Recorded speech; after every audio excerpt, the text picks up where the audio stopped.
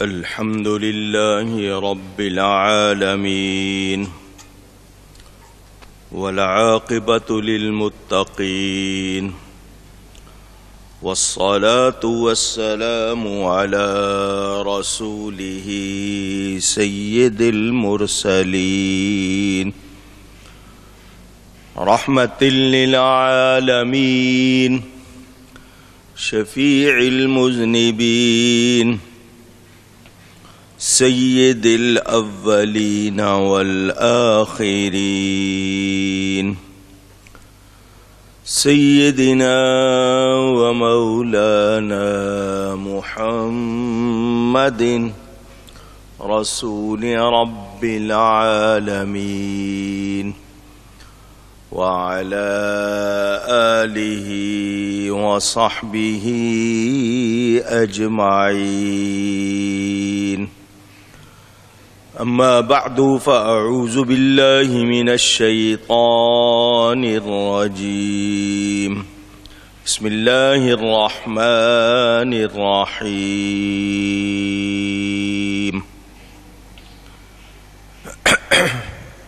ألم تعلم أن الله يعلم ما في السماء والأرض إن ذلك في كتاب إن ذلك على الله يسير. ويعبدون من دون الله ما لم ينزل به سلطانا وما ليس لهم به علم وما للظالمين من نصير. صدق اللہ العلی العظیم. محبت کے ساتھ ایک مرتبہ دروشی پڑھ لیجئے. اللهم صل على سيدنا ومولانا محمد معدن الجود والكرم وآله وصحبه وبارك وسلم. الصلاة والسلام عليك يا رسول الله.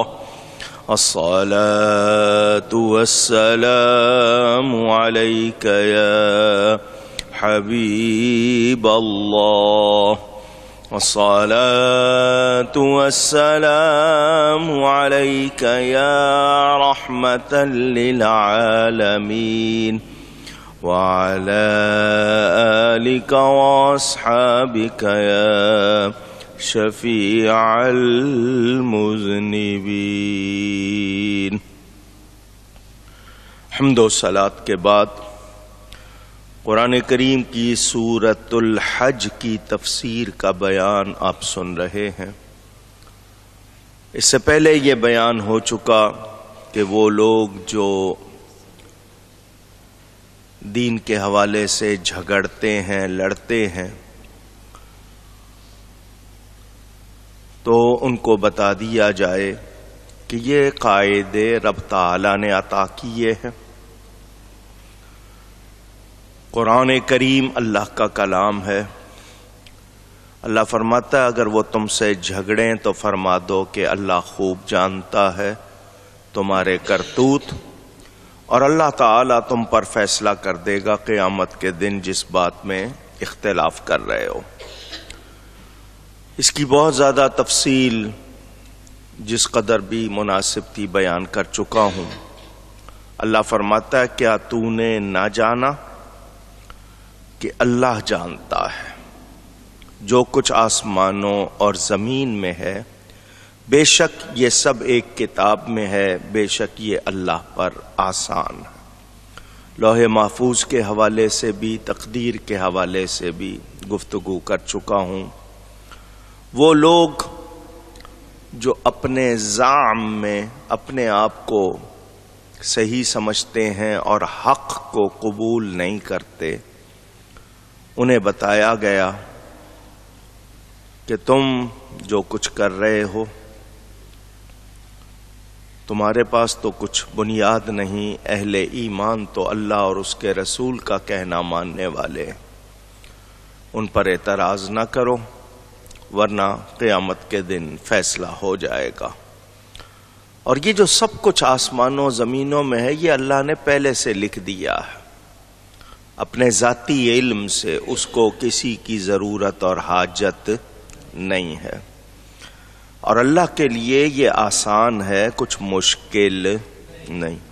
تمہارے دل کا کیا حال ہے، کیا سوچتے ہو، کیا کرتے ہو، اللہ تعالی سب جانتا ہے۔ تم تو اسلام کے صحیح سچے احکام پر اعتراض کر رہے ہو، مسلمان اللہ کی بتائی ہوئی باتوں پر عمل کرتے ہیں، تمہارا کیا حال ہے؟ وَيَعْبُدُونَ مِن دُونِ اللَّهِ مَا لَمْ يُنَزِّلْ بِهِ سُلْطَانًا، اور اللہ کے سوا ایسوں کو پوچھتے ہیں جن کی کوئی سند اس نے نہیں اتاری۔ وَمَا لَيْسَ لَهُمْ بِهِ عِلْمٌ، اور ایسوں کا جن کا خود انہیں کچھ علم نہیں۔ وَمَا لِلظَّالِمِينَ مِن نَصِيرٍ، اور ستمگاروں کا کوئی مددگار نہیں۔ یہاں پھر وہی بات دہراؤں گا، آپ لوگوں کو ابتدائی باتیں کئی مرتبہ بتا چکا ہوں کہ قرآن کریم میں من دون اللہ یہ الفاظ کئی مرتبہ آئے ہیں۔ معنی ہے اللہ کے سوا۔ معنی کیا ہے؟ مراد ہیں بت۔ مراد کون ہے؟ بت۔ اپنے ہاتھوں سے پتھر کو تراش کر، مٹی سے، گارے سے، سیمنٹ سے، پاؤڈر سے یا کسی بھی چیز سے جو بت بناتے ہیں اور ان کی پوجا کرتے ہیں، ادھر تو اعتراض کر رہے ہو جو رب نے بتایا ہے، اور ادھر تمہارا اپنا کیا حال ہے؟ مشرکین کو کہا جا رہا ہے کہ تم کس کو پوج رہے ہو؟ کیا اس کی کوئی سند کسی کتاب میں، آسمانی کتاب میں اتری بتوں کے بارے میں کہ ان کو پوجا جائے؟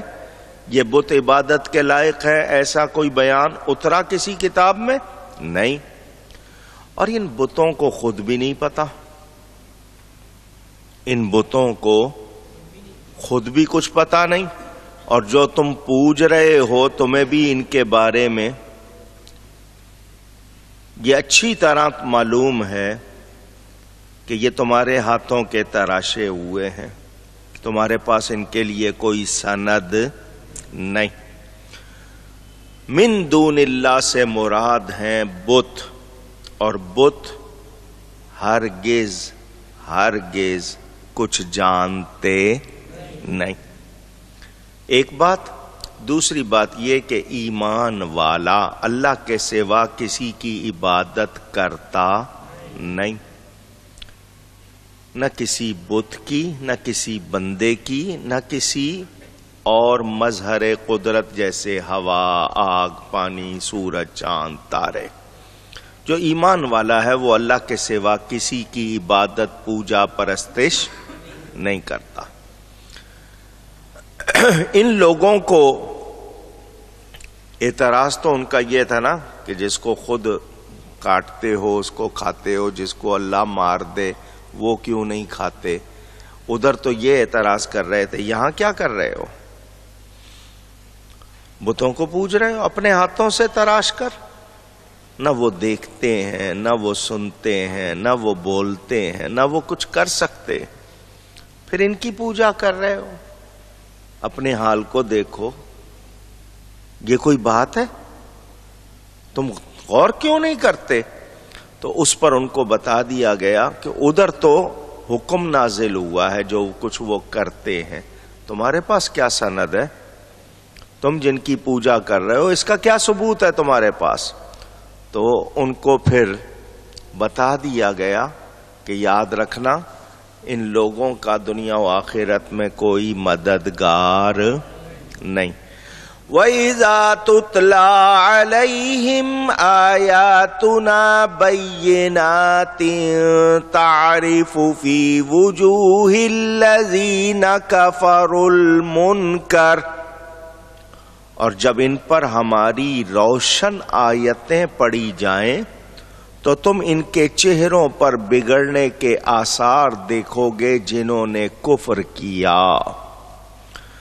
یکادون یسقون بالذین یتلون علیہم آیاتنا، قریب ہے کہ لپٹ پڑیں ان کو جو ہماری آیتیں ان پر پڑھتے ہیں۔ قل افانبئکم بشر من ذالکم، اے میرے حبیب آپ فرما دیجئے کیا میں تمہیں بتا دوں جو تمہارے اس حال سے بھی بدتر ہے؟ النار، وہ آگ ہے۔ وعدها اللہ الذین کفروا، اللہ نے اس کا وعدہ دیا ہے۔ وبئس المصیر، اور کیا ہی بری جگہ ہے پلٹنے کی۔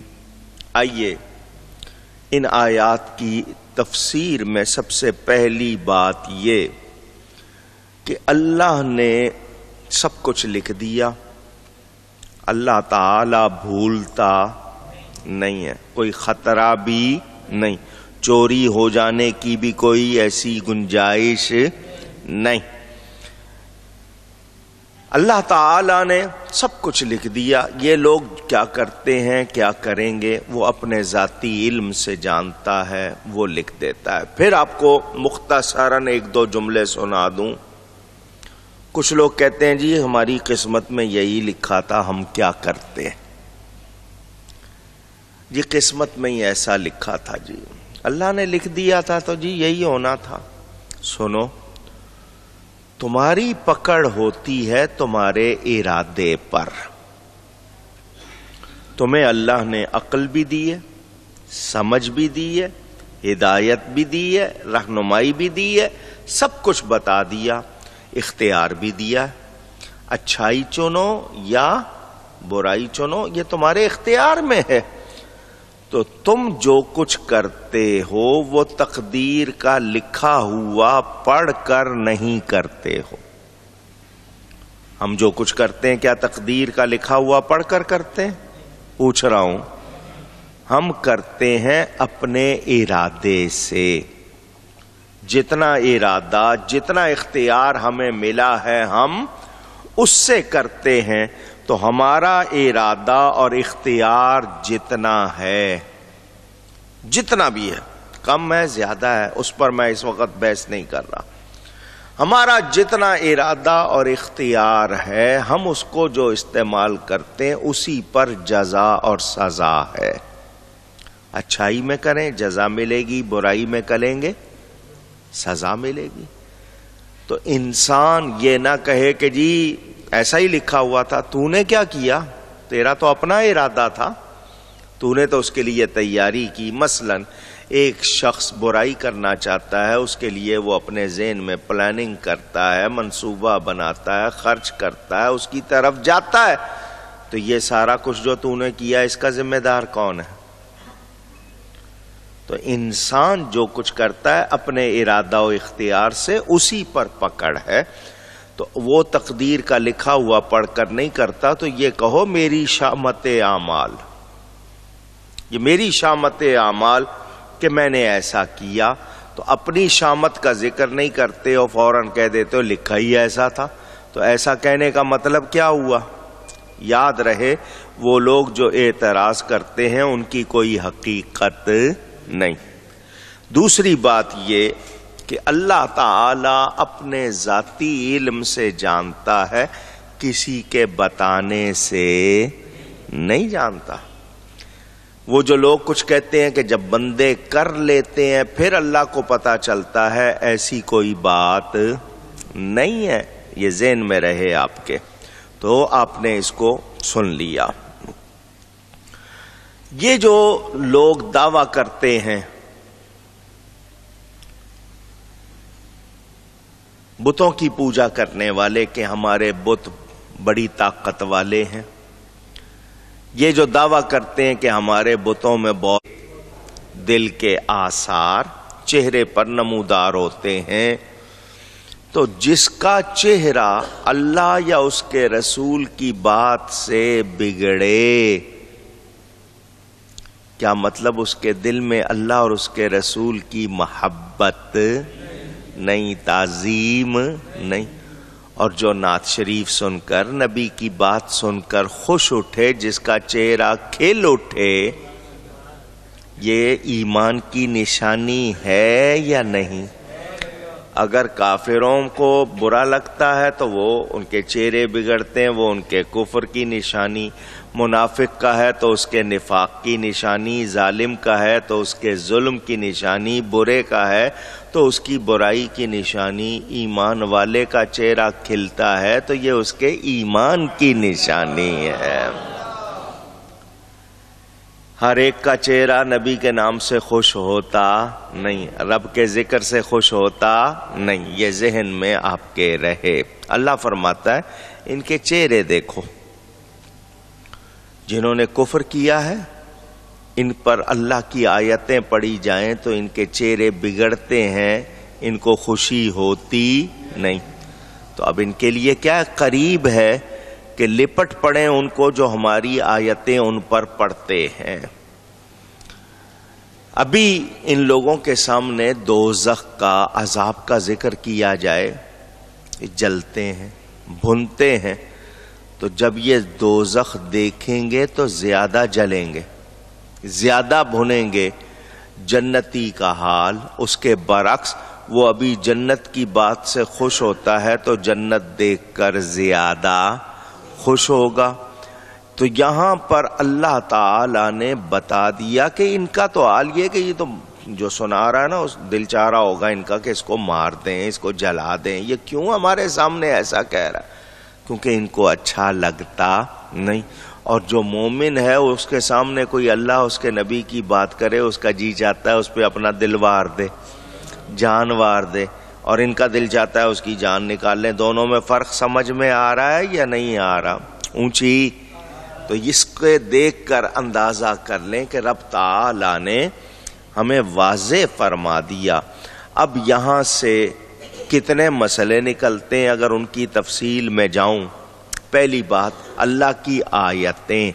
آیت کے معنی ہے نشانی۔ آیت کے کیا معنی ہے؟ وہ کلام بھی ہے،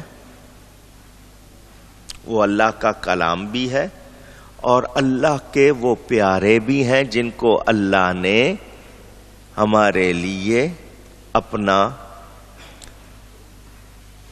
اس کو کہنا چاہیے نورانی، روحانی، ایمانی اور اللہ کی طرف سے آسمانی ثبوت بنایا ہے۔ اچھا، یہ جو اللہ کی نشانیاں ہیں، ہر چیز آپ دیکھیں گے کائنات میں اللہ کی نشانیاں ہیں، مگر جن کو اللہ اپنی نشانی فرمائے، جن کو اللہ اپنی نشانی فرمائے، ان کی تعظیم واجب ہو جاتی ہے۔ یہ مسئلہ سن لیں، جن کو اللہ اپنی نشانی فرمائے ان کی تعظیم، اونچی کہیے، اللہ فرماتا ہے ان الصفا والمروۃ من شعائر اللہ، بے شک صفا مروہ اللہ کی نشانیوں میں سے۔